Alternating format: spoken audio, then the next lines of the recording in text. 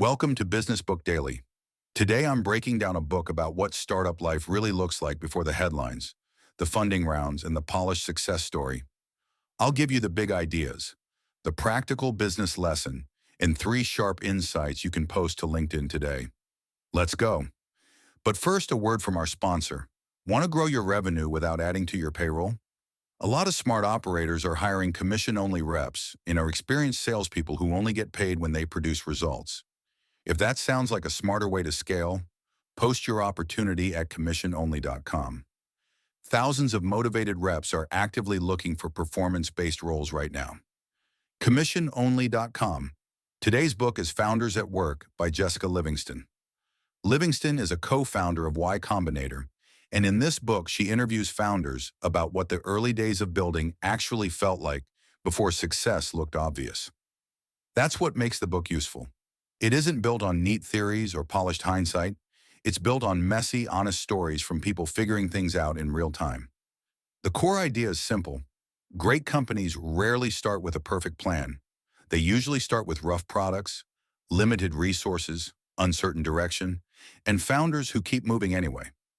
Livingston's interviews show that early success often looks less like brilliance and more like stubbornness, fast learning, and a willingness to fix what isn't working.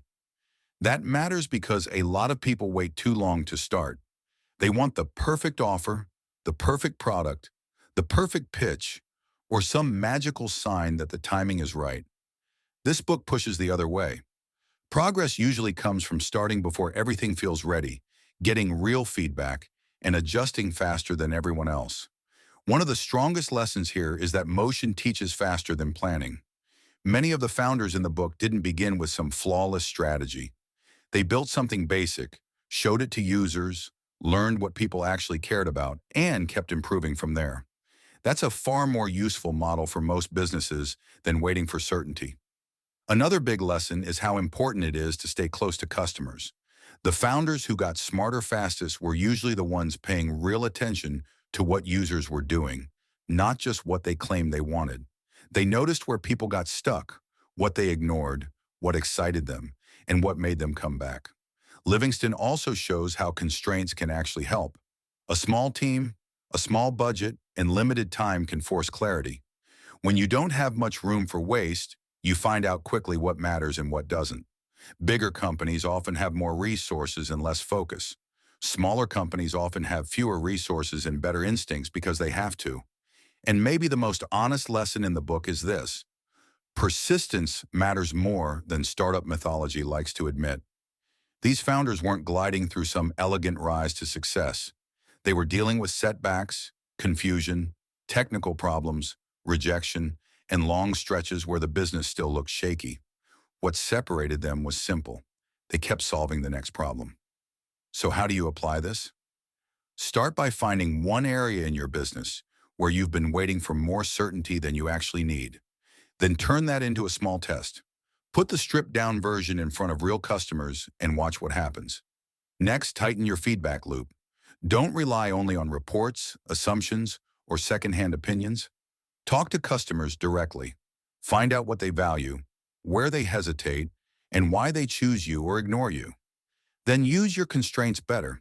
If you've got a small team, use your speed. If you've got a limited budget, use your focus. Don't spend all your energy trying to look bigger than you are. Spend it learning faster than the bigger players around you.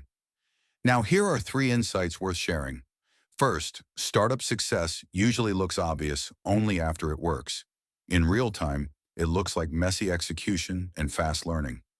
Second, most founders don't get in trouble because they start too early. They get in trouble because they wait too long to get real feedback. Third, a small team with tight constraints often has one hidden edge. It can learn faster than a bigger company that's busy protecting old assumptions. Today's closing sponsor is memoirghostwriting.com. If you've been sitting on a business book idea, these are the people to call. They work with founders, executives, and industry experts to turn hard-won ideas into books that build authority, attract leads, and open doors. They handle everything from interviews to writing to editing to publishing. If there's a book in your head that should already be helping your business, learn more at memoirghostwriting.com. That's it for today. See you next time.